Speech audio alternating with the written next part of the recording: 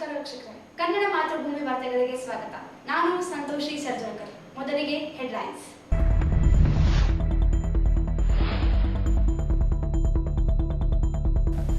ಮಹಾನಗರ ಪಾಲಿಕೆ ಆಯುಕ್ತರಾಗಿ ಜೋಬಿನ್ ಮಹಾಪಾತ್ರ ಅಧಿಕಾರ ಸ್ವೀಕಾರ. ಪಾಲಿಕೆ ಕಚೇರಿ ವೀಕ್ಷಣೆ.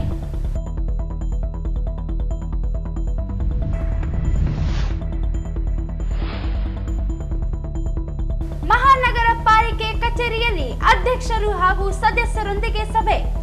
ಸಮಸ್ಯೆಗಳ ಕುರಿತು ಮಾಹಿತಿ ಪಡೆದ ನೂತನ ಆಯುಕ್ತ.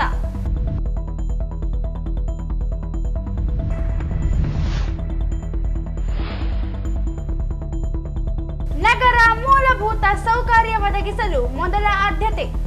ಜೋಬಿನ್ ಮಹೋಪಾತ್ರ.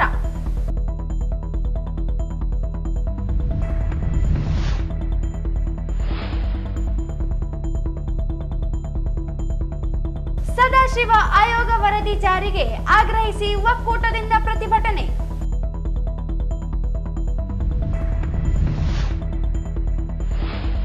ಜಂಬಲದಿನ್ನಿ ನ್ಯಾಯವಾದಿ ಜಯಪಾಲ್ ಮೇಲೆ ಹಲ್ಲೆ ಪ್ರಕರಣ. ನ್ಯಾಯಾಲಯ ಸೂಚಿಸಿದರೂ ಕ್ರಮಕ್ಕೆ ಮುಂದಾಗದ ಪೊಲೀಸರು. ಶಿವಕುಮಾರ್ ಮ್ಯಾಗಳಮನಿ ಆರೋಪ.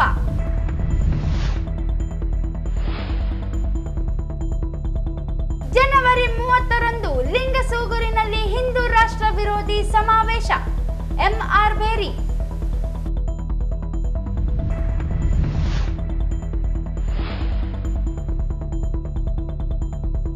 ಸಾಮೂಹಿಕ ನಾಯಕತ್ವದ ರೈತ ಸಂಘದ ನೂತನ ಪದಾಧಿಕಾರಿಗಳ ಆಯ್ಕೆ.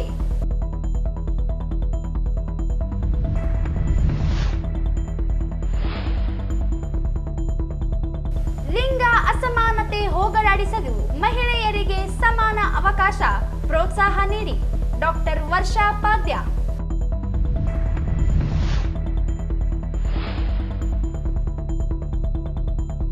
ರಾಯಲ್ ಕಾನ್ಕಾರ್ಡ್ ಶಾಲೆಯಲ್ಲಿ ಕಲ್ಮಿನೇಷನ್ ದಿನ ಆಚರಣೆ.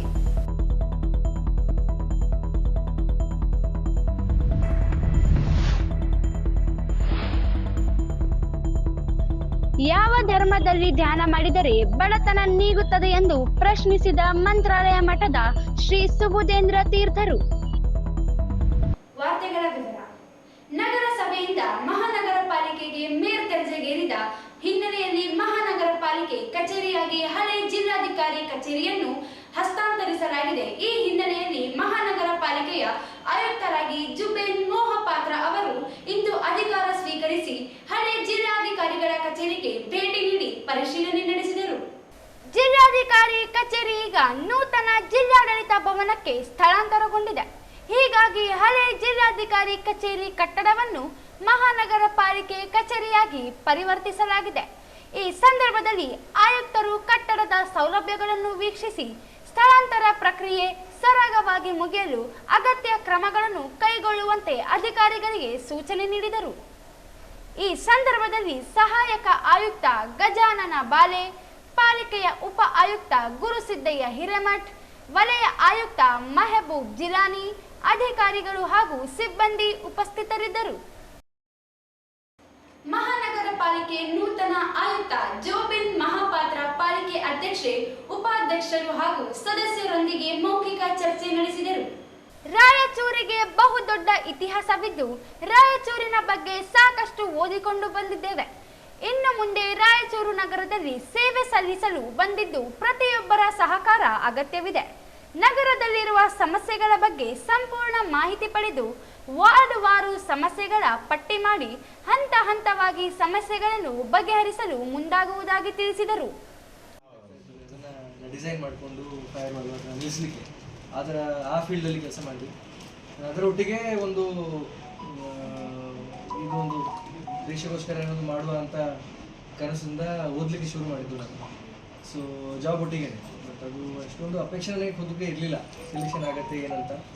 ಸೊ ಬಟ್ ತಂದೆ ತಾಯಿಯವ್ರದ್ದು ಆಶೀರ್ವಾದದಿಂದ ಮೊದಲನೇ ವಾರದಿಂದಲೇ ನನಗೆ IPS ಸಿಕ್ಕಿತ್ತು.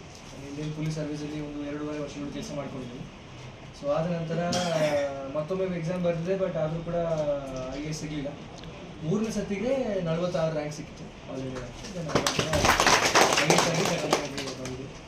ಸೊ ನನ್ನ ಪ್ರೊಫೆಷನ್ ಉತ್ತರ ಕನ್ನಡದಲ್ಲಿತ್ತು, 1 ವರ್ಷ ಅಲ್ಲಿ ಮಾಡಿಕೊಂಡೆ ಕೆಲಸ. ಸೊ ಆವಾಗಲೇ ಪ್ರೊಬೇಷನ್ ಟೈಮ್ದಲ್ಲಿ ಒಂದು ಕಾರವಾರ ಸಿಟಿ ಮುನ್ಸಿಪಾಲಿಟಿ ಕಮಿಷನರ್ ಆಗಿ ಒಂದು 2 ತಿಂಗಳು ಕೆಲಸ ಮಾಡಿದೆ.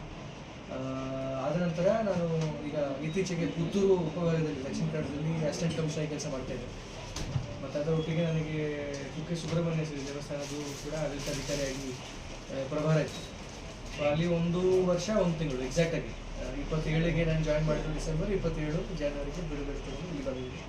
ಸೊ ಭಾಳ ಖುಷಿ ಆಗ್ತಾ ಇದೆ ನನಗೆ. ಇದು ನಮ್ಮ ಬಯಲುಸೀಮೆ ಕಡೆ ನನ್ನ ಫಸ್ಟ್ ಚಾರ್ಜ್ ಇದು. ಸೊ ರಾಯಚೂರು ಬಗ್ಗೆ ನಾವೆಲ್ಲ ಎಕ್ಸಾಮ್ ಬರೆಯುವಾಗಲೇ ಕೂಡ ತುಂಬ ಓದ್ತಾ ಇದ್ವು. ಇದು ನಮ್ಮ ಈ ರಾಯಚೂರ್ದು ಒಂದು ಭಾಳ ಉದ್ದ ಇತಿಹಾಸ ಇದೆ ಅದನ್ನು, ಅದು ರಾಷ್ಟ್ರಕೂಟ ಸಮಯದಿಂದ ಚಾಲುಕ್ಯರದು ಒಂದು ಉದ್ದ ಇತಿಹಾಸ ಇದೆ ಅದು. ಸೊ ಇದು ಇಲ್ಲಿಗ ನಮ್ಮ ಕರ್ಮಭೂಮಿ ಅಂತ ಹೇಳಲಿಕ್ಕೆ ಭಾಳ ಖುಷಿ ಆಗ್ತಾ ಇದೆ. ತಮ್ಮೆಲ್ಲರೊಟ್ಟಿಗೆ ಮೊದಲ ಭೇಟಿ ಆಗ್ತಾ ಇದ್ದೀವಿ. ಸೊ ಇನ್ನು ಮುಂದೆ ಕೆಲಸ ಮಾಡ್ತಾ ಇರ್ತೀವಿ ಒಟ್ಟಿಗೆ ಮೇಡಮ್. ಮತ್ತು ತಮ್ಮೆಲ್ಲರದು ಒಂದು ಮಾರ್ಗದರ್ಶನ ಇರಲಿ, ಸ್ವಲ್ಪ ಸಹಕಾರ ಇರಲಿ. ಒಟ್ಟಿಗೆ ಸ್ವಲ್ಪ ಈಗ ಕಾರ್ಪೊರೇಷನ್ ಆಗಿದ್ದೀವಿ. ಸೊ ಒಂದು ಅದನ್ನು ಕೂಡ ಒಂದು ಬಡ್ತಿನೇ ಆಗಿದೆ ನಮ್ಮೊಟ್ಟಿಗೆ, ನಮ್ಮ ರಾಯಚೂರು ಸಿಟಿಗೂ ಕೂಡ ಒಂದು ಬಡ್ತಿ ಆಗಿದೆ ಅಂತ ಒಂದು ಮಾನ್ಯ ಇದು ಆಗಿದೆ, ಜಾಸ್ತಿ ಆಗಿದೆ. ಸೊ ಅದನ್ನು ಹೇಗೆ ನಾವು ಚೆನ್ನಾಗಿ ಒಂದು ಮಾಡುವ ಅಂತ ಇದ್ದೇ ಇರುತ್ತೆ, ಎಲ್ಲ ಕಡೆ ಇರುತ್ತೆ. ರಾಯಚೂರು ಅಂತ ಇಲ್ಲ, ಪ್ರತಿಯೊಂದು ನಾವು ಯಾವುದು ಮುನ್ಸಿಪಾಲಿಟಿ ಹೋದ್ರೂ ಒಂದು ಸಮಸ್ಯೆ, ಸ್ಥಳೀಯವಾಗಿ ಕೆಲವು ತೊಂದರೆಗಳು, ಸವಾಲುಗಳು ಇದ್ದೇ ಇರ್ತವೆ. ಸೊ ಅದೆಲ್ಲ ತಾವುಗಳು ಮತ್ತು ನಾವುಗಳು ಸೇರಿನೇ ಈಗ ಸ್ವಲ್ಪ ಪರಿಹಾರ ಮಾಡಲು ನಮ್ಮ ಜಿಲ್ಲಾಧಿಕಾರಿಗಳು ನಗರಸಭೆ ಹಿರಿಯ ಸದಸ್ಯ ಜಯಣ್ಣ ಮಾಹಿತಿ ನೀಡಿ ನಗರ ಎದುರಿಸುತ್ತಿರುವ ಸಮಸ್ಯೆ ಸವಾಲುಗಳ ಕುರಿತು ಮಾಹಿತಿ ನೀಡಿದರು. ಎವ್ರಿ 4 ಇಯರ್ಸ್ ಯಾವುದೇ ಒಂದು ಪ್ರಾಪರ್ಟಿ ಬಿಟ್ಟು ಹೋಗಿದ್ರೆ ನಮ್ಮ ಡಿಮ್ಯಾಂಡ್ನಲ್ಲಿ ಅದು ಇದ್ದಿಲ್ಲ ಅಂದರೆ ಅವರು ಡೈರೆಕ್ಟಾಗಿ ಎಂಟ್ರಿ ತಗೊಳ್ಳೋ ಅಧಿಕಾರಿ ಇತ್ತು. ರಿವಿಷನ್ ಕಮಿಟಿ ಅಂತ ಬರ್ತಿದ್ರು ಫಾರ್ ಎವ್ರಿ 4 ಇಯರ್ಸ್. ಈಗ ಎಸ್ ಆದ ನಂತರ ಆ ಸಿಸ್ಟಮ್ ಹೋಗ್ಬಿಟ್ಟಿರೋದ್ರಿಂದ ಇಲ್ಲಿ ಸುಮಾರು ಒಂದು 20-22 ಸಾವಿರ ಜನಸಂಖ್ಯೆ ಇವತ್ತು ಇದು ಗುರುತಿಸಲಾಗಿದೆ. ಮತ್ತು ನಮ್ಮ ಲೋಕಲ್ ಎಮ್ಎಲ್ಎವರು ಮತ್ತು ಗೌರ್ಮೆಂಟ್ ಪಾಲಿಸಿ ಪ್ರಕಾರ ಕೆಲವು ಹಕ್ಕುಪತ್ರಗಳನ್ನು ಕೊಟ್ಟಿದ್ದಾರೆ. ಕೆಲವರು ಇನ್ನೂ ಅನಾಥರೈಸ್ಡ್ ಆಗಿ ಅವರು ಭಾಳ ವರ್ಷದಿಂದ 30-40 ವರ್ಷದಿಂದ ವಾಸ ಮಾಡಿದ್ದಾರೆ. ಅದೊಂದು ಭಾಗ. ಹಕ್ಕುಪತ್ರಗಳು ಕೊಟ್ಟಿರುವಂಥದ್ದು ಅದೊಂದು ಭಾಗ. ಹಕ್ಕುಪತ್ರ ಕೊಟ್ಟಿರುವುದರಲ್ಲಿ ಕೆಲವು ಕಡೆ ಪ್ರೈವೇಟ್ ಹೆಸರು ತೋರಿಸ್ತದೆ, ಅವರು ಲ್ಯಾಂಡ್ ಬರ್ತದೆ ಆ ಕಾರಣಕ್ಕಾಗಿ ನೋಟಿಷನ್ ಆಗ್ತದೆ. ಮತ್ತು ಕೆಲವು ಸರ್ಕಾರದ ಜಾಗದಲ್ಲಿ ತಲತಲಾಂತರಗಳು ಅವರು ತಾತ ಮುತ್ತಾತದಿಂದಲೂ ಆಸ್ತಿ ಬಂದಿರುವಂಥದ್ದು ಇವತ್ತಿನವರೆಗೂ ಅವರಿಗೆ ಅವಕಾಶ. ಈ ಸಂದರ್ಭದಲ್ಲಿ ಪಾಲಿಕೆ ಅಧ್ಯಕ್ಷೆ ನರಸಿಂಹಲು ಮಾಡಗಿರಿ, ಸದಸ್ಯರಾದ ಜಯಣ್ಣ, ಜಿಂದಪ್ಪ, ಇ ಶಶಿರಾಜ್, ನಾಗರಾಜ್, ತಿಮ್ಮಪ್ಪ, ಹರಿ ರಾಂಪುರ್, ಆಸಿಫ್, ವಾಹಿದ್, ವಲಯ ಆಯುಕ್ತ ಮೆಹಬೂಬ್ ಜಿಲಾನಿ ಸೇರಿದಂತೆ ಇತರರು ಇದ್ದರು. ರಾಜ್ಯದಲ್ಲಿ ಎಲ್ಲ ನಗರಸಭೆ, ಪಾಲಿಕೆ ಸೇರಿದಂತೆ ಸ್ಥಳೀಯ ಸಂಸ್ಥೆಗಳಲ್ಲಿ ಸವಾಲುಗಳು, ಸಮಸ್ಯೆಗಳಿರುತ್ತವೆ. ರಾಯಚೂರು ನಗರಸಭೆ ಇತ್ತೀಚೆಗೆ ಮಹಾನಗರ ಪಾಲಿಕೆಯಾಗಿ ಮೇಲ್ದರ್ಜೆಗೇರಿಸಲಾಗಿದ್ದು, ನಗರದಲ್ಲಿರುವ ಹಲವು ಸಮಸ್ಯೆಗಳು, ಸವಾಲುಗಳನ್ನು ಪರಿಹರಿಸಲು ಮುಂದಿನ ದಿನಗಳಲ್ಲಿ ಅಧಿಕಾರಿಗಳು ಸಿಬ್ಬಂದಿಗಳೊಂದಿಗೆ ಸಭೆ ನಡೆಸಿ ಚರ್ಚಿಸಿ ಯೋಜನಾ ಪೂರ್ವಕವಾಗಿ ಕ್ರಮ ಕೈಗೊಳ್ಳಲಾಗುವುದು ಎಂದು ಮಹಾನಗರ ಪಾಲಿಕೆ ಆಯುಕ್ತ ಜುಬೇನ್ ಮೋಹಪಾತ್ರ ಹೇಳಿದರು. ಅವರಿಂದು ನಗರದ ಜಿಲ್ಲಾಧಿಕಾರಿ ಕಚೇರಿಯಲ್ಲಿ ಭೇಟಿಯಾದ ಸುದ್ದಿಗಾರರೊಂದಿಗೆ ಮಾತನಾಡಿ, ಸ್ಥಳೀಯವಾಗಿ ಅನೇಕ ಸಮಸ್ಯೆಗಳಿರುವ ಬಗ್ಗೆ ಮಾಹಿತಿ ಇದೆ. ಸಮಸ್ಯೆಗಳೇ ಇಲ್ಲದಿದ್ದರೆ ಪಾಲಿಕೆಗೆ ಕೆಲಸವೇ ಇರುವುದಿಲ್ಲ. ಆದ್ದರಿಂದ ನಗರದಲ್ಲಿರುವ ಬೀದಿ ದೀಪ, ರಸ್ತೆ, ಚರಂಡಿ, ಸ್ವಚ್ಛತೆ, ಕುಡಿಯುವ ನೀರು, ಪಾಲಿಕೆ ತೆರಿಗೆ ವಸೂಲಿ ಸೇರಿದಂತೆ ಇತರೆ ಮೂಲಭೂತ ಸೌಲಭ್ಯಗಳ ಕೊರತೆ ಅಥವಾ ಸಮಸ್ಯೆಗಳನ್ನು ಬಗೆಹರಿಸಲಾಗುವುದು ಎಂದರು. ಈಗಾಗಲೇ ಇಲಾಖೆಯ ಮೇಲಾಧಿಕಾರಿಗಳೊಂದಿಗೆ ನಗರದಲ್ಲಿ ಕೈಗೊಳ್ಳಬೇಕಾದ ಸಮಸ್ಯೆಗಳ ಬಗ್ಗೆ ಚರ್ಚಿಸಲಾಗಿದ್ದು, ಜಿಲ್ಲಾಧಿಕಾರಿಗಳನ್ನು ಭೇಟಿ ಮಾಡಿ ನಂತರ ಅವರಿಂದ ಸೂಕ್ತ ಸಲಹೆಗಳನ್ನು ಪಡೆದು ಜನರಿಗೆ ಸಮರ್ಪಕವಾಗಿ ಮೂಲಭೂತ ಸೌಲಭ್ಯಗಳು ಸಿಗುವಂತೆ ನೋಡಿಕೊಳ್ಳಲಾಗುವುದು ಎಂದು ತಿಳಿಸಿದರು. ಸುಪ್ರೀಂ ಕೋರ್ಟ್ ಆದೇಶದಂತೆ ರಾಜ್ಯ ಸರ್ಕಾರ ವಿಳಂಬ ಮಾಡದೆ ಒಳ ಮೀಸಲಾತಿ ಜಾರಿಗೆ ತರಲು ಒತ್ತಾಯಿಸಿ ಮಾದಿಗ ಸಮುದಾಯಗಳ ಸ್ವಾಭಿಮಾನದ ಒಕ್ಕೂಟದ ವತಿಯಿಂದ ಹಳೆ ಜಿಲ್ಲಾಧಿಕಾರಿ ಕಚೇರಿ ಎದುರು ಪ್ರತಿಭಟನೆ ನಡೆಸಿದರು. ಸರ್ವೋಚ್ಚ ನ್ಯಾಯಾಲಯದ ಆದೇಶದಂತೆ ಸೂಕ್ತವಾದ ದತ್ತಾಂಶಗಳನ್ನು ಪರಿಗಣಿಸಿ ವಿಳಂಬ ನೀತಿ ಅನುಸರಿಸದೆ ರಾಜ್ಯ ಸರ್ಕಾರ ಒಳ ಮೀಸಲಾತಿಯನ್ನು ಜಾರಿಗೊಳಿಸಬೇಕು.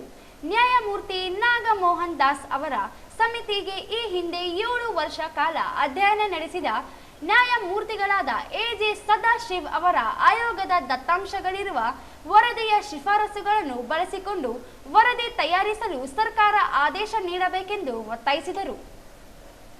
ನ್ಯಾಯಮೂರ್ತಿ ಸದಾಶಿವ ಆಯೋಗದ ವರದಿಯ ಒಳ ಮೀಸಲಾತಿ ವರ್ಗೀಕರಣದ ಶಿಫಾರಸನ್ನು ಪರಿಗಣಿಸಿ ಹೆಚ್ಚಳವಾಗಿರುವ ಮೀಸಲಾತಿಯ 17% ಅನುಪಾತದಲ್ಲಿ ಹೆಚ್ಚುವರಿ 2% ಮೀಸಲಾತಿಯನ್ನು ಜಾತಿ ಜನಸಂಖ್ಯೆಗೆ ಅನುಗುಣವಾಗಿ ABCD ವರ್ಗೀಕರಣದ ಗುಂಪುಗಳಿಗೆ ಸಮಾನವಾಗಿ ಹಂಚಬೇಕು. ಅದರದಲ್ಲಿರುವ ಮಾದಿಗ ಮತ್ತು ಸಂಬಂಧಿತ ಜಾತಿಗಳಿಗೆ 7% ಮೀಸಲಾತಿಯನ್ನು ನಿಗದಿಪಡಿಸಬೇಕು ಎಂದು ಮನವಿ ಮಾಡಿದರು.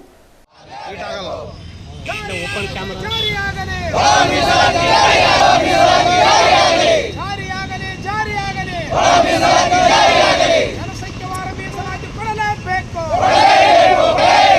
ಜನಸಂಖ್ಯಾವಾರ ಮೀಸಲಾತಿ ಕೊಡಲೇಬೇಕು. ವರದಿ ಜಾರಿಯಾಗಲೇಬೇಕು. ವರದಿ ಜಾರಿ ಮಾಡಲೇಬೇಕು. ಸದಾಶಿವ ಆಯೋಗ ವರದಿ ಜಾರಿ ಮಾಡಲೇಬೇಕು.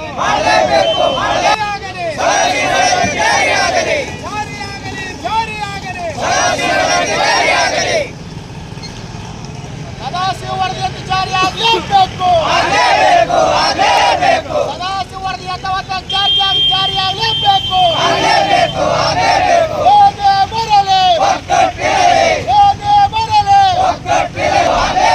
ಜನಸಂಖ್ಯಾವಾರ ಮೀಸಲಾತಿ ಜಾರಿಯಾಗಲೇಬೇಕು. ಸಚಿವ ಸಂಪುಟವು ನಿರ್ಣಯಿಸಿದಂತೆ ಒಳ ಮೀಸಲಾತಿ ಜಾರಿಯಾಗಿರುವವರೆಗೂ ಸರ್ಕಾರಿ ಉದ್ಯೋಗಗಳಲ್ಲಿ 37,000ಕ್ಕೂ ಅಧಿಕ ಹುದ್ದೆಗಳ ನೇಮಕಾತಿಗಳನ್ನು ತಡೆಹಿಡಿಯಬೇಕು. ನಿಜವಾದ 49 ಅಲೆಮಾರಿಗಳನ್ನು ಪ್ರತ್ಯೇಕವಾಗಿ ಗುರುತಿಸಿ 1%ಕ್ಕಿಂತ ಹೆಚ್ಚು ಒಳ ಮೀಸಲಾತಿಯನ್ನು ನೀಡಿ ಪ್ರತ್ಯೇಕ ಅಭಿವೃದ್ಧಿ ನಿಗಮವನ್ನು ಸ್ಥಾಪಿಸಬೇಕು. ಸಮಾಜ ಕಲ್ಯಾಣ ಇಲಾಖೆಯ ಬಜೆಟ್ನಲ್ಲಿ ಮತ್ತು SCP TSP ಅನುದಾನದಲ್ಲಿ ಮಾದಿಗ, ಸಮಗಾರ, ಡೋಹರ, ಮಚ್ಚಗಾರ ಜಾತಿಗಳ ಜನಸಂಖ್ಯೆಯ ಆಧಾರದ ಮೇಲೆ ಪ್ರತ್ಯೇಕವಾಗಿ 1,000 ಕೋಟಿ ಅನುದಾನ ಮೀಸಲಿಟ್ಟು ಅದೇ ವರ್ಷ ವೆಚ್ಚ ಮಾಡಲು ಕ್ರಮ ಕೈಗೊಳ್ಳಬೇಕು ಎಂದು ಆಗ್ರಹಿಸಿದರು. ಕರ್ನಾಟಕ ಸರ್ಕಾರದ ಮುಖ್ಯಮಂತ್ರಿಗಳವರಿಗೆ ಮನವಿಯನ್ನ ಸಲ್ಲಿಸ್ತಾ ಇದ್ದೇವೆ. ಯಾಕಂದ್ರೆ ಕಳೆದ 30 ವರ್ಷಗಳಿಂದಲೂ ಸಹಿತ ಸಾಮಾಜಿಕವಾಗಿ, ಆರ್ಥಿಕವಾಗಿ ಮತ್ತು ಶೈಕ್ಷಣಿಕವಾಗಿ ಅತ್ಯಂತ ಹಿಂದುಳಿದಿರ್ತಕ್ಕಂಥ ಶೋಷಿತರಿಗೆ ಅತಿ ಹೆಚ್ಚಾಗಿ ಏನಂದ್ರೆ ಮೀಸಲಾತಿಯಿಂದ ವಂಚನೆಗೆ ಒಳಗಾಗಿದ್ದಾರೆ.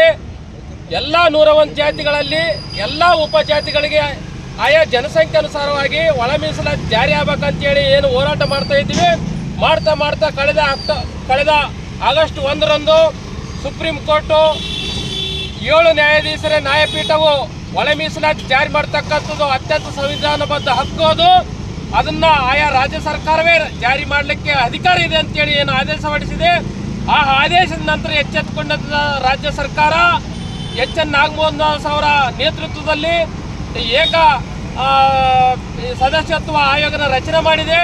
2 ತಿಂಗಳ ಅವಧಿಯಲ್ಲಿ ಏನಂತ ಜಾರಿ ಮಾಡ್ತೀವಿ ಅಂತ ಹೇಳಿದ್ರು ಸಹಿತ 4 ತಿಂಗಳ ಕಳೆದರೂ ಸಹಿತ ಈವರೆಗೆ ಜಾರಿ ಮಾಡದೆ ವಿಳಂಬ ಮಾಡ್ತಾ ಇದೆ. ಹಾಗಾಗಿ ಏನು ಕಳೆದ 30 ವರ್ಷಗಳಿಂದ ಹೋರಾಟ ಮಾಡಿದ ಪ್ರತಿಫಲವಾಗಿ ನ್ಯಾಯಮೂರ್ತಿ ಎಜೆ ಸದಾಶಿವ ಅವರು ವರದಿಯನ್ನು 2012ರ ಜೂನ್ 12ರಂದು ಏನು ಸರ್ಕಾರಕ್ಕೆ ಸಲ್ಲಿಸಿದೆ ಅದು ಅತ್ಯಂತ ನ್ಯಾಯವಾಗಿದೆ. ಆ ವರದಿಯಂತಲೇ ಈ ಸರ್ಕಾರ ಕೂಡೇನಂದ್ರ SCಯಲ್ಲಿ 101 ಜಾತಿಗಳಿಗೆ, ಮಾದಿಗರಿಗೆ 6%, ಬಲಿಯ ಮತ್ತು ಸಂಬಂಧಿತ ಜಾತಿಗಳಿಗೆ 5%, ಬೋವಿ, ಬಂಜರ್ ಇತರೆ ಸಮಾಜಗಳಿಗೆ 3% ಮತ್ತು ಇತರೆ ಅಲೆಮಾರು ಸಮುದಾಯಗಳಿಗೆ 1%, ಒಟ್ಟಾರೆ 15% ವರ್ಗೀಕರಣ ಮಾಡಿ ಏನಂದ್ರೆ ಜಾರಿ ಮಾಡಬೇಕಂತೇಳಿ ಇವತ್ತು ರಾಜ್ಯಾದ್ಯಂತ ಎಲ್ಲಾ ಜಿಲ್ಲಾ ಕೇಂದ್ರಗಳಲ್ಲಿ ಈ ಸಂದರ್ಭದಲ್ಲಿ ರಾಜ್ಯ ಸಂಚಾಲಕ ಹನುಮಂತಪ್ಪ ಕಾಕರ್ಗಲ್, ರಾಮಣ್ಣ ಸಾಸಲ್ಮಾರಿ, ಸುರೇಶ್ ಬಳಗನೂರು, ಹನುಮಂತ ಮನ್ನಾಪುರ್, ರಂಗಪ್ಪ ಕೋತಿದ್ಗುಡ್ಡ, ತುರುಮಂದಪ್ಪ ಕಟ್ಟಿಮನಿ, ಶಿವಪ್ಪ ಫಲಕನಮರಡಿ, ಮೌನೇಶ್ ಕವಿತಾಳ್, ರತ್ನಾಕರ್ ಶಾವಂತಿಗೇರ, ವೆಂಕಟೇಶ್ ಚಲುವಾದಿ, ಕ್ರಾಂತಿಕುಮಾರ್ ಸೇರಿದಂತೆ ಅನೇಕರು ಇದ್ದರು. ಇಡಪನೂರು ಪೊಲೀಸ್ ಠಾಣಾ ವ್ಯಾಪ್ತಿಯ ಜಂಬರದಿನ್ನಿ ಗ್ರಾಮದಲ್ಲಿ ನ್ಯಾಯವಾದಿ ಜಯಪಾಲ್ ಇವರ ಮೇಲೆ ನಡೆದ ಹಲ್ಲೆಗೆ ಸಂಬಂಧಿಸಿದಂತೆ ನ್ಯಾಯಾಲಯದ ಸೂಚನೆ ಮೇರೆಗೆ ಜಾತಿ ನಿಂದನೆ ಮತ್ತು ಕೊಲೆ ಪ್ರಯತ್ನ ಕೇಸ್ ದಾಖಲಾದರೂ ಪೊಲೀಸರು ಆರೋಪಿಗಳನ್ನು ಬಂಧಿಸದೆ ರಕ್ಷಣೆ ನೀಡುತ್ತಿದ್ದಾರೆ. ಕೂಡಲೇ ಬಂಧಿಸದೇ ಇದ್ದಲ್ಲಿ ಪ್ರಗತಿಪರ ಸಂಘಟನೆಗಳೊಂದಿಗೆ ಕೂಡಿ ಕಾನೂನು ಹೋರಾಟದೊಂದಿಗೆ ಬೀದಿಗಿಳಿಯುವ ಪ್ರತಿಭಟನೆ ನಡೆಸಲಾಗುತ್ತದೆ ಎಂದು ನ್ಯಾಯವಾದಿ ಶಿವಕುಮಾರ್ ನಾಗರಮನಿ ಎಚ್ಚರಿಸಿದರು. ಅವರಿಂದು ಮಾಧ್ಯಮಗೋಷ್ಠಿ ಉದ್ದೇಶಿಸಿ ಮಾತನಾಡಿ, ಜಮೀನಿಗೆ ಸಂಬಂಧಿಸಿದಂತೆ ನ್ಯಾಯವಾದಿ ಜಯಪಾಲ್ ಇವರು ಕೇಸ್ ನಡೆಸುತ್ತಿರುವುದನ್ನು ಸಹಿಸದೆ ಗ್ರಾಮದ 10 ಜನರ ಗುಂಪು ಹಲ್ಲೆ ನಡೆಸಿತ್ತು. ಪ್ರಕರಣಕ್ಕೆ ಸಂಬಂಧಿಸಿದಂತೆ ಇಡಪನೂರು ಪೊಲೀಸ್ ಠಾಣೆಗೆ ದೂರು ನೀಡಿದ್ದರು. ಕೇಸ್ ದಾಖಲಾಗಲಿಲ್ಲ. ಜುಲೈನಲ್ಲಿ ನಡೆದ ಘಟನೆಯ ಆರೋಪಿಗಳ ವಿರುದ್ಧ ಕೇಸ್ ದಾಖಲಾಗದೆ ಇರುವುದರಿಂದ ನ್ಯಾಯಾಲಯದ ಮೊರೆ ಹೋಗಲಾಗಿತ್ತು. ನ್ಯಾಯಾಲಯ ಜನವರಿ 21ರಂದು ಆದೇಶ ನೀಡಿ ಕೇಸ್ ದಾಖಲಿಸಲು ಸೂಚನೆ ನೀಡಿದ್ದರಿಂದ ಜಾತಿ ನಿಂದನೆ ಹಾಗೂ ಬಿಎನ್ಎಸ್ ಕಲಂಗಳ ಮೇಲೆ ಕೇಸ್ ದಾಖಲಾಗಿದೆ. ಆದರೆ 9 ದಿನ ಕಳೆದರೂ ಆರೋಪಿಗಳನ್ನು ಪೊಲೀಸರು ಬಂಧಿಸಿಲ್ಲ. ಈಗಾಗಲೇ 4 ಪ್ರಕರಣಗಳಲ್ಲಿ ಆರೋಪಿತರಾಗಿರುವ ಆರೋಪಿತರನ್ನು ಬಂಧಿಸದೆ ಇಡಪನೂರು ಪೊಲೀಸರ ವೈಫಲ್ಯ ಎದ್ದು ಕಾಣುತ್ತಲಿದೆ. ನ್ಯಾಯಾಲಯ ಆದೇಶಗಳನ್ನು ಗೌರವಿಸದೆ ಆರೋಪಿತರನ್ನು ಬಂಧಿಸದೆ ಇರುವ ಕುರಿತು ಜಿಲ್ಲಾ ಪೊಲೀಸ್ ವರಿಷ್ಠಾಧಿಕಾರಿ ಸೇರಿದ ಮತ್ತೆ ಸಂಬಂಧಿಸಿದ ಹಿರಿಯ ಅಧಿಕಾರಿಗಳನ್ನು ಭೇಟಿ ಮಾಡಿ ಮನವಿ ಮಾಡಿದರು. ಮತ್ತು ಚುನಾವಣೆಯನ್ನ ನಮ್ಮೆಲ್ಲ ಪಡೆಯಿತು. ನಾವು ಆ ಸಂದರ್ಭದಲ್ಲಿ ಜೈಪಾಲ್ ವಕೀಲರು ಮತ್ತೆ ವಿನೋದ್ ಸಾಗರ್ ಅಂತೇಳಿ ವಕೀಲರು ಎಲ್ಲ ಆ ಒಂದು ಖಾಸಗಿ ದೂರನ್ನ ಭಾಗವಾಗಿ ಸಾಕಷ್ಟು ವಿವರಣೆಯನ್ನ ಮಾನ್ಯ ನ್ಯಾಯಾಲಯಕ್ಕೆ ಮನವರಿಕೆ ಮಾಡಿದ ಸಂಬಂಧ ಏನು 21ನೇ ತಾರೀಕು ಬಹಳ ಕ್ಲಿಯರ್ ಕಟ್ ಆಗಿ ಇಡಪನೂರು ಪೊಲೀಸ್ ಸ್ಟೇಷನ್ಗೆ DSP, ಯಾಕಂದ್ರೆ ಇದರಲ್ಲಿ ಅಟ್ರಾಸಿಟಿ ಆಗಿರೋ ಕಾರಣ DSP ಆಗಿರ್ತಾರೆ, ಇನ್ವೆಸ್ಟಿಗೇಷನ್ ಆಫೀಸರು DSP ಡೈರೆಕ್ಷನ್ ಮಾಡಿ ಈ ವ್ಯಕ್ತಿಗೆ ಈ ತರ ಆಗಿದೆ, ಆ ವ್ಯಕ್ತಿ ತೋರಿಸಿದಂತಹ ದೂರಿನಲ್ಲಿ 10 ಜನರ ವಿರುದ್ಧ ಪ್ರಕರಣ ದಾಖಲು ಮಾಡಬೇಕನ್ನುವಂತ ನಿಯಮಾನುಸಾರ ನೀವು ಪ್ರಕರಣವನ್ನು ದಾಖಲು ಮಾಡ್ರಿ ಅಂತೇಳಿ ಜನವರಿ 21ನೇ ತಾರೀಕು ಪ್ರಕರಣ ದಾಖಲು ಮಾಡಬೇಕು. ಪ್ರಕರಣ ದಾಖಲು ಮಾಡಿದಂತಹ ಮಾಹಿತಿಯನ್ನ ವರದಿಯನ್ನ ಗಣ ನ್ಯಾಯಾಲಯಕ್ಕೆ ಒಪ್ಪಿಸಬೇಕು, ಕಾನೂನಾತ್ಮಕ ಪ್ರಕ್ರಿಯೆಯನ್ನು ಜರುಗಿಸಬೇಕಂತೇಳಿ ಬಹಳ ಸ್ಪಷ್ಟವಾಗಿ ಆದೇಶವನ್ನು ನಿರ್ದೇಶನವನ್ನು ಮಾನ್ಯ ನ್ಯಾಯಾಲಯ ನೀಡಿತು. ಅದಾದ ನಂತರ FIR ಲಾರ್ಜ್ ಆಗ್ತದೆ, DSP ಬರ್ತಾರೆ, ಇನ್ವೆಸ್ಟಿಗೇಷನ್ ನಡೀತದೆ, ಪಂಚನಾಮೆ ನಡೀತದೆ, ಎಲ್ಲ ಕಾನೂನು ಪ್ರಕ್ರಿಯೆಗಳನ್ನ ಜರುಗಿಸ್ತಾರೆ. ಜರುಗಿಸಿದ ಸಂದರ್ಭದಲ್ಲಿ ಖುದ್ದಾಗಿ ಫಿರ್ಯಾದಿದಾರರು, ಪಂಚರು ಎಲ್ಲರ ಸಮಕ್ಷಮದಲ್ಲಿ ಘಟನೆ ಆಗ್ತದೆ. ನಮಗಿರ್ತಕ್ಕಂಥ ಬೇಸರ ಏನಪ್ಪ ಅಂದ್ರೆ 21ನೇ ತಾರೀಕಿಗೆ FIR ಆಗಿದೆ, 23ನೇ ತಾರೀಕಿಗೆ ಪಂಚನಾಮೆ ನಡೆದು ಎಲ್ಲಾ ಕಾನೂನು ಪ್ರಕ್ರಿಯೆಗಳು ಪರಿಪೂರ್ಣವಾಗಿದೆ. ಇಲ್ಲಿಗೆ 8 ದಿನಗಳು 9ನೇ ದಿನದಲ್ಲಿ ನಾವಿದ್ದೀವಿ. ಇದುವರೆಗೂ ಕೂಡ ಸಂಬಂಧಪಟ್ಟಂತಹ 10 ಜನ ಆರೋಪಿಗಳಲ್ಲಿ ಒಬ್ಬ ಆರೋಪಿಯನ್ನ ಪೊಲೀಸ್ ಇಲಾಖೆ ಪೊಲೀಸ್ ಅಧಿಕಾರಿಗಳು ಬಂಧಿಸುವಲ್ಲಿ ಯಶಸ್ವಿಯಾಗಿಲ್ಲ. ನಾವು ಮತ್ತೆ 23ನೇ ತಾರೀಕು ಖುದ್ದಾಗಿ ಮಾನ್ಯ ಅಧೀಕ್ಷಕ HOI ಅಧೀಕ್ಷಕರನ್ನ ಕ್ರಮವಾಗಿಲ್ಲ. ಭಯದ ವಾತಾವರಣ ಸೃಷ್ಟಿಗೆ ಪೊಲೀಸರೇ ಕಾರಣವಾಗುತ್ತಿದ್ದಾರೆ. ಕೂಡಲೇ ಆರೋಪಿಗಳನ್ನು ಬಂಧಿಸದಿದ್ದರೆ ಹೋರಾಟ ನಡೆಸುವುದಾಗಿ ಹೇಳಿದರು. ಈ ಸಂದರ್ಭದಲ್ಲಿ ನ್ಯಾಯವಾದಿಗಳಾದ ಜಯಪಾಲ್, ಶರಣಕುಮಾರ್ ಬಸವರಾಜ್, ರವೀಂದ್ರ ಸೇರಿ ಅನೇಕರು ಇದ್ದರು. ರಾಷ್ಟ್ರಪತಿ ಮಹಾತ್ಮ ಗಾಂಧಿಯನ್ನು RSS ಕೊಂದ ದಿನವಾದ ಜನವರಿ 30ರಂದು ಲಿಂಗಸೂಗೂರಿನ ಐದಕ್ ಲಕ್ಷ್ಮಮ್ಮ ಮೈದಾನದಲ್ಲಿ RSS ಹಿಂದೂ ರಾಷ್ಟ್ರ ವಿರೋಧಿಸಿ ಜನತಾ ಸಮಾವೇಶವನ್ನು ಮನುವಾದಿ ಫ್ಯಾಸಿಸ್ಟ್ ವಿರೋಧಿ ಜನತಾ ರಂಗ ಆಯೋಜಿಸಿದೆ ಎಂದು ಸಂಚಾಲಕ MR ಬೇರಿ ಹೇಳಿದರು. ಅವರಿಂದು ಮಾಧ್ಯಮಗೋಷ್ಠಿ ಉದ್ದೇಶಿಸಿ ಮಾತನಾಡಿ, ಬಿಜೆಪಿ ನೇತೃತ್ವದ ಕೇಂದ್ರ ಸರ್ಕಾರ ಹಿಂದೂ ರಾಷ್ಟ್ರ ನಿರ್ಮಾಣ ಮಾಡಲು ಮನುವಾದವನ್ನು ಬೆಳೆಸುವ ಕೆಲಸ ಮಾಡುತ್ತಿದೆ.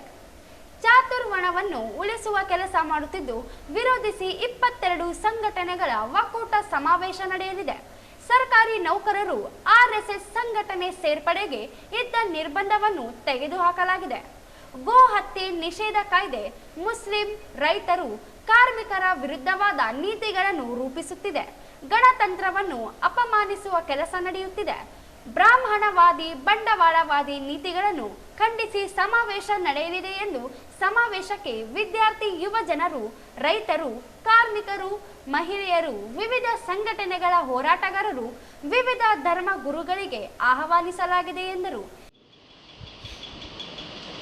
RSS ಪ್ರೇರಿತ ಕೋಮುವಾದವನ್ನು ವಿರೋಧಿಸಿ ಅದರ ನಿರ್ದೇಶನದಂತೆ ನಡೆತಕ್ಕಂಥ ಕೇಂದ್ರ ಸರ್ಕಾರದ ಏನು ಹಿಂದೂ ಪರವಾದಂಥ ಅಥವಾ ಸಂವಿಧಾನದ ಆಶಯಗಳನ್ನು ಗಾಳಿಗೆ ತೂರಿ ಒಂದು ಧರ್ಮದ ವಕ್ತಾರನಂತೆ ನಡೀತಕ್ಕಂಥ ರೀತಿಯಲ್ಲಿ ಏನು ನಡೆದಿದೆ ಇದನ್ನೆಲ್ಲನೂ ಖಂಡಿಸಿ ಮತ್ತು ಈ ದೇಶದಲ್ಲಿ ರೈತರು, ದಲಿತರು, ಕಾರ್ಮಿಕರು, ವಿದ್ಯಾರ್ಥಿಗಳು, ಯುವಜನರು ಎಲ್ಲರಿಗೂ ಒಂದು ಮಂಕುಬೂದಿ ಹಚ್ಚಿ ಅವರ ಆಶಯಗಳಿಗೆ ವಿರುದ್ಧವಾಗಿ ನಡೆದಿರ್ತಕ್ಕಂಥ ಈ ಮನುವಾದಿ ಫ್ಯಾಸಿಸ್ಟ್ ವಿರೋಧಿ ಸರ್ಕಾರದ ವಿರುದ್ಧ ಜನರ ಸಮಾವೇಶವನ್ನು ನಾವು ನಾಳೆ ಅಂದ್ಕೊಂಡಿದ್ದೀವಿ.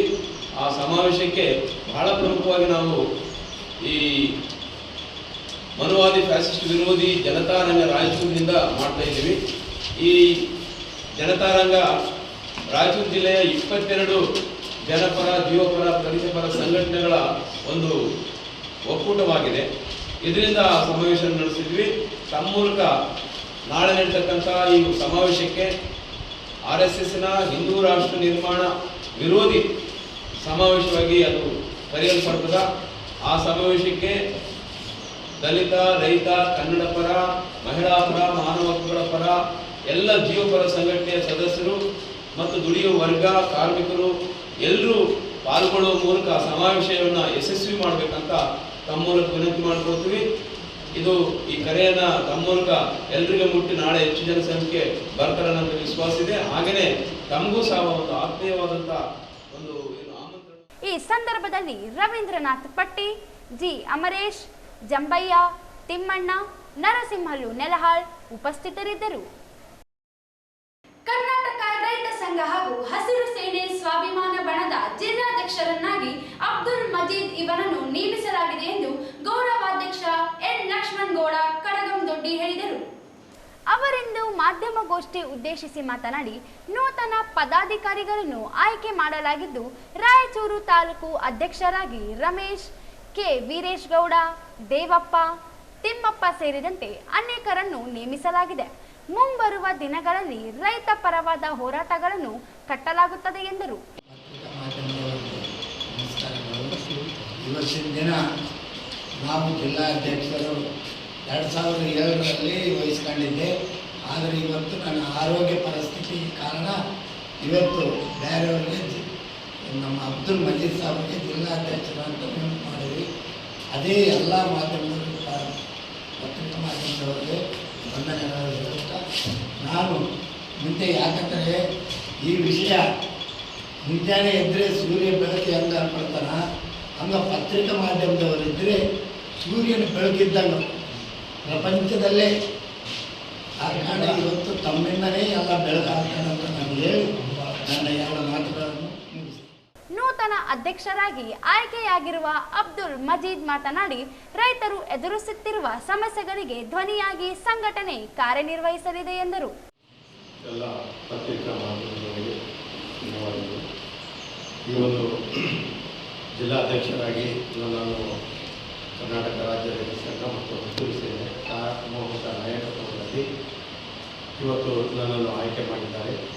ನಾನು ಇವತ್ತಿನಿಂದ ನಮ್ಮ ಹಿರಿಯರಾದಂತಹ ಲಕ್ಷ್ಮಣ್ ಗೌಡರ ಏನು ಈಗ ಗೌರವಾಧ್ಯಕ್ಷರು ಮಾಡಿದ್ದೇವೆ, ಅವರ ನೇತೃತ್ವದಲ್ಲಿ, ಅವರ ಒಂದು ಮಾರ್ಗದರ್ಶನದಲ್ಲಿ ನಾವು ಸಂಘಟನೆಯನ್ನು ಹೋರಾಟ ಹಮ್ಮಿಕೊಳ್ತೀವಿ ಅಂತ ಹೇಳಿ, ಮತ್ತು ಮುಂದಿನ ದಿನಗಳಲ್ಲಿ ಯಾವುದೇ ರೈತ ವಿರೋಧಿ ಏನು ಚಟುವಟಿಕೆಗಳನ್ನು ಬಂದಾಗ ನಾವು ಭದ್ರವಾಗಿ ಅದಕ್ಕೆ ಹೋರಾಟ ಮಾಡ್ತೀವಿ ಅಂತ ಹೇಳಿ ನಾನು ತಮ್ಮೆಲ್ಲರಲ್ಲಿ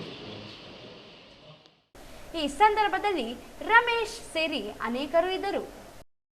ಲಿಂಗ ಅಸಮಾನತೆಯನ್ನು ಹೋಗಲಾಡಿಸಲು ಹೆಣ್ಣಿಗೆ ಸಮಾನ ಅವಕಾಶ ಹಾಗೂ ಪ್ರೋತ್ಸಾಹ ನೀಡಬೇಕು ಎನ್ನುವ ಉದ್ದೇಶದಿಂದ ಪ್ರತಿ ವರ್ಷ ಜನವರಿ 24ರಂದು ರಾಷ್ಟ್ರೀಯ ಹೆಣ್ಣು ಮಕ್ಕಳ ದಿನವನ್ನು ಆಚರಣೆ ಮಾಡಲಾಗುತ್ತದೆ ಎಂದು ಡಾಕ್ಟರ್ ವರ್ಷಾ ಪಾದ್ಯ ಹೇಳಿದರು. ನಗರದ ಸರ್ಕಾರಿ ಬಾಲಕಿಯರ ಪ್ರೌಢಶಾಲೆಯಲ್ಲಿ ಸಂಸ್ಕೃತಿ ಎಜುಕೇಶನಲ್ ಆ್ಯಂಡ್ ಚಾರಿಟೇಬಲ್ ಟ್ರಸ್ಟ್ ವತಿಯಿಂದ ರಾಷ್ಟ್ರೀಯ ಹೆಣ್ಣು ಮಗುವಿನ ದಿನಾಚರಣೆಯನ್ನು ಉದ್ಘಾಟಿಸಿ ಮಾತನಾಡಿದರು. ಹೆಣ್ಣು ಮಗು ಸಮಾಜದಲ್ಲಿ ಶೋಷಣೆಗೆ ಒಳಗಾಗುತ್ತಿದ್ದಾಳೆ, ಅದರಿಂದ ಹೇಗೆ ಹೊರಬರಬೇಕು, ತನ್ನನ್ನು ತಾನು ಯಾವ ರೀತಿ ಸಂರಕ್ಷಿಸಿಕೊಳ್ಳಬೇಕು, ಪುರುಷರಿಗೆ ಸಮಾನವಾಗಿ ಬೆಳೆದು ಸ್ವತಂತ್ರವಾಗಿ ಜೀವಿಸುವಂತ ವ್ಯಕ್ತಿಗಳಾಗಬೇಕು, ಹೆಣ್ಣು ನನ್ನಿಂದೇನಾಗಬಹುದು ಎಂಬ ಭಾವನೆಯನ್ನು ಬಿಟ್ಟು ಕಠಿಣ ಪರಿಶ್ರಮ ಪಟ್ಟರೆ ಯಶಸ್ವಿಗೆ ದಾರಿದೀಪವಾಗುತ್ತದೆ ಎಂದರು. ರಾಷ್ಟ್ರೀಯ ಹೆಣ್ಣು ಮಗುವಿನ ದಿನಾಚರಣೆಯನ್ನು ಮಾಡಿ ಸಮಾಜಕ್ಕೆ ಮಾದರಿಯಾಗುವ ಇಂದಿರಾ ಸಂಸ್ಕೃತಿ ಎಜುಕೇಶನಲ್ ಆ್ಯಂಡ್ ಚಾರಿಟೇಬಲ್ ಟ್ರಸ್ಟ್ನವರ ಕಾರ್ಯ ಶ್ಲಾಘಿಸಿದರು.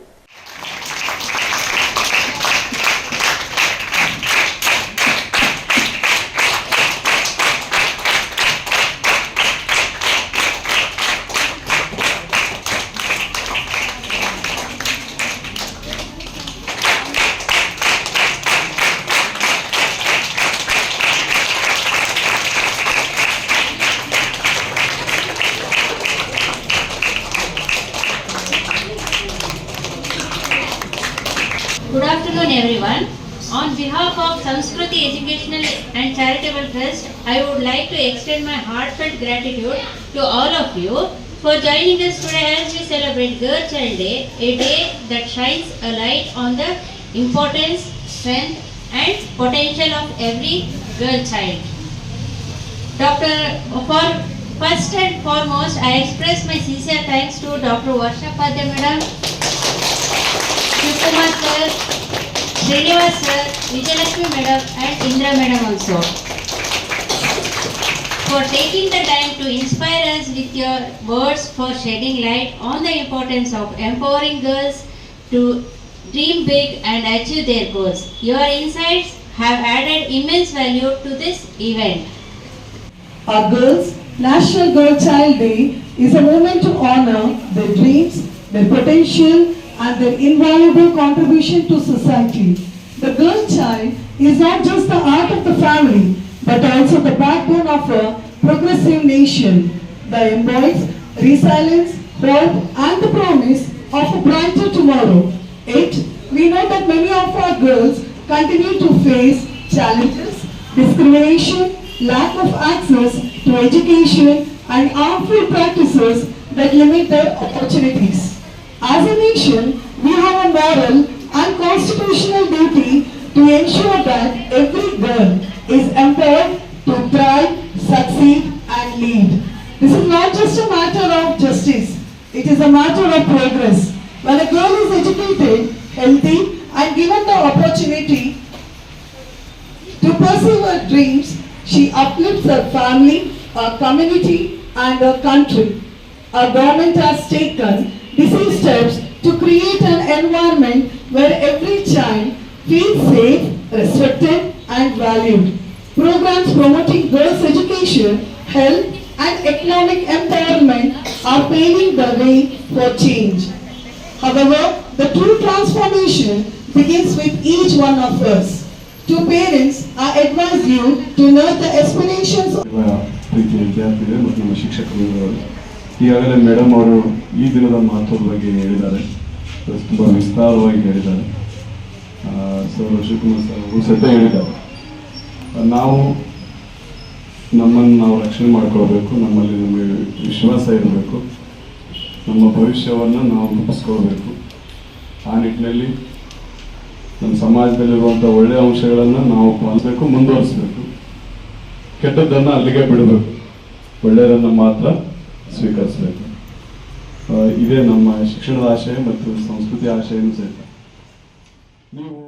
ಈ ಸಂದರ್ಭದಲ್ಲಿ ಕರಾಟೆ ಶಿಕ್ಷಕ ಶಿವಕುಮಾರ್, ಮುಖ್ಯೋಪಾಧ್ಯಾಯರು ಶ್ರೀನಿವಾಸ್, ಇಂದಿರಾ ಸಾಂಸ್ಕೃತಿಕ ಎಜುಕೇಶನಲ್ ಅಂಡ್ ಚಾರಿಟೇಬಲ್ ಟ್ರಸ್ಟ್ನ ಪದಾಧಿಕಾರಿಗಳಾದ ಮಾರಪ್ಪ ನಾಯಕ್, ವಿಜಯಲಕ್ಷ್ಮಿ, ತಾರಾನಾಥ್, ಅನ್ನಪೂರ್ಣ, ವಿಜಯರಾಜ್, ಮಡಿವಾಳಪ್ಪ, ಅಶ್ವಿನಿ ಉಪಸ್ಥಿತರಿದ್ದರು. ಯಾವ ಧರ್ಮದಲ್ಲಿ ದೇವರ ಧ್ಯಾನ ಮಾಡಿದರೆ ಬಡತನ ನೀಗುತ್ತದೆ ಎಂದು ನಮೂದಾಗಿದೆ ಎಂದು ಮಂತ್ರಾಲಯ ಮಠದ ಪೀಠಾಧಿಪತಿಗಳಾದ ಶ್ರೀ ಸುಬುಧೇಂದ್ರ ತೀರ್ಥರು ಪ್ರಶ್ನೆ ಮಾಡಿದರು.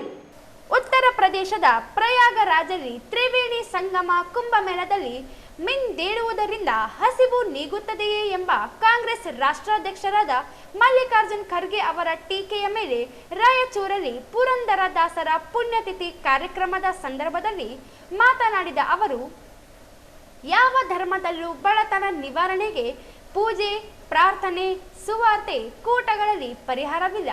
ಕುಂಭಮೇಳ ಭಾರತೀಯರ ಶ್ರದ್ಧಾ ಉತ್ಸವವಾಗಿದೆ. ಕುಂಭಮೇಳದ ಸ್ನಾನ, ಸೂರ್ಯ ನಮಸ್ಕಾರದಿಂದ ಒಳ್ಳೆಯದಾಗುವ ಬಲವಾದ ನಂಬಿಕೆ ಇದೆ.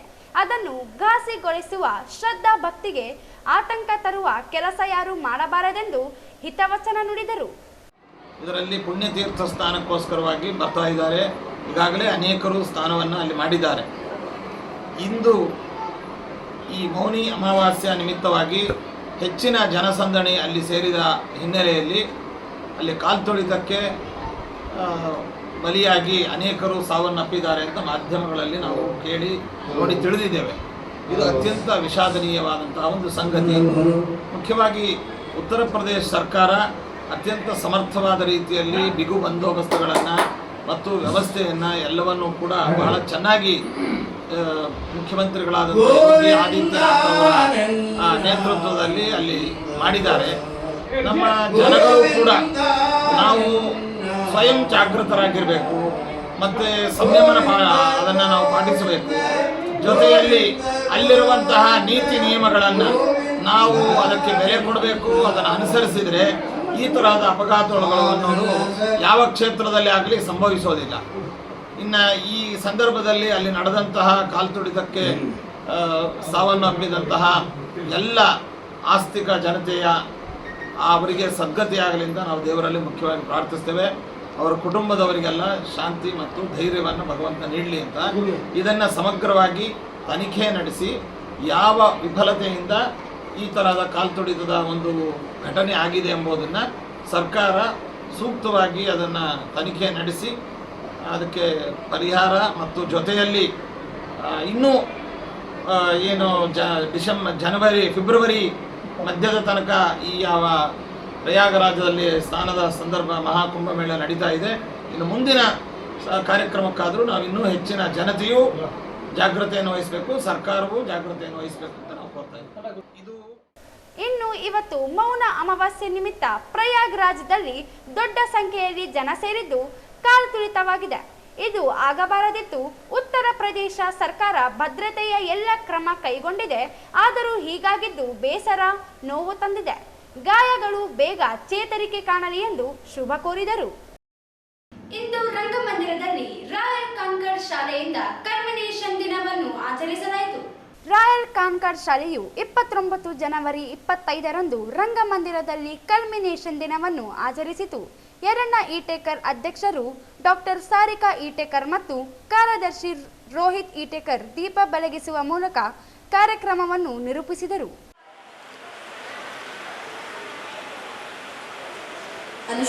Sir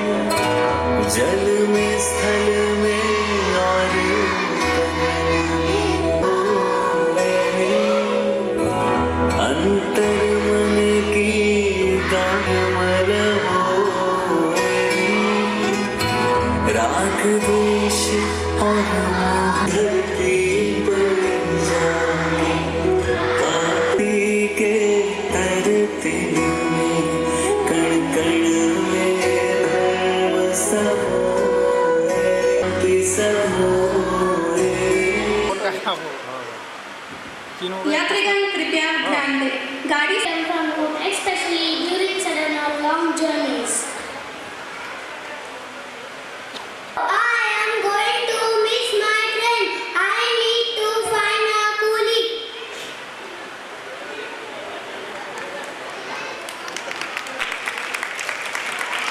Another day, another dollar or another rupee. I am there to help you with your luggage. Please let me know if I can help you. Please can you help me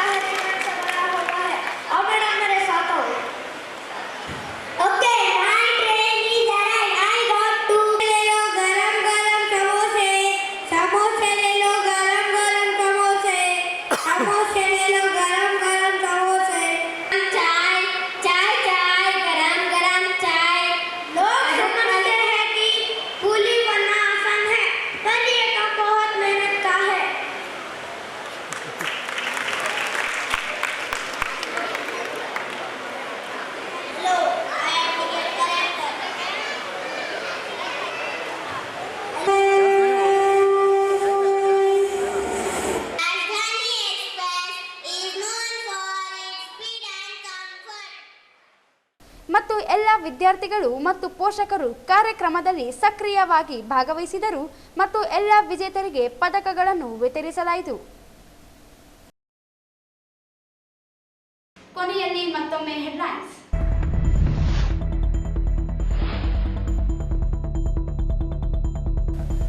ಮಹಾನಗರ ಪಾಲಿಕೆ ಆಯುಕ್ತರಾಗಿ ಜೋಬಿನ್ ಮಹಾಪಾತ್ರ ಅಧಿಕಾರ ಸ್ವೀಕಾರ, ಪಾಲಿಕೆ ಕಚೇರಿ ವೀಕ್ಷಣೆ.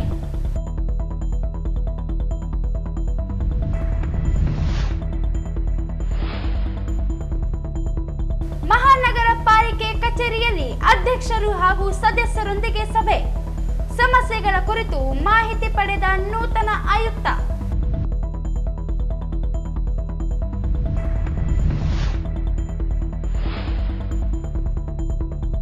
ನಗರ ಮೂಲಭೂತ ಸೌಕರ್ಯ ಒದಗಿಸಲು ಮೊದಲ ಆದ್ಯತೆ, ಜೋಬಿನ್ ಮಹೋಪಾತ್ರ.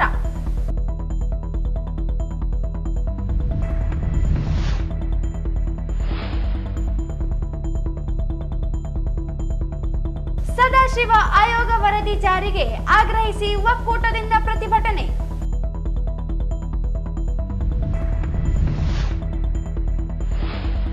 ಜಂಬಲದಿನ್ನಿ ನ್ಯಾಯವಾದಿ ಜಯಪಾಲ್ ಮೇಲೆ ಹಲ್ಲೆ ಪ್ರಕರಣ, ನ್ಯಾಯಾಲಯ ಸೂಚಿಸಿದರೂ ಕ್ರಮಕ್ಕೆ ಮುಂದಾಗದ ಪೊಲೀಸರು, ಶಿವಕುಮಾರ್ ಮ್ಯಾಗಳಮನಿ ಆರೋಪ.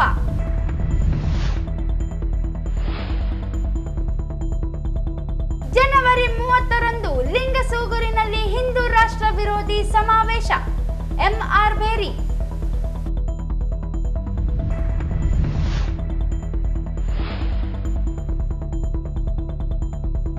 ಸಾಮೂಹಿಕ ನಾಯಕತ್ವದ ರೈತ ಸಂಘದ ನೂತನ ಪದಾಧಿಕಾರಿಗಳ ಆಯ್ಕೆ.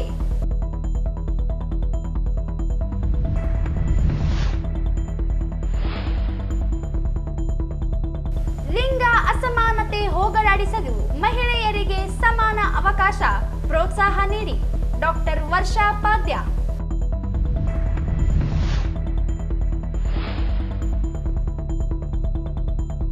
ರಾಯಲ್ ಕಾನ್ಕಾರ್ಡ್ ಶಾಲೆಯಲ್ಲಿ ಕಲ್ಮಿನೇಷನ್ ದಿನ ಆಚರಣೆ.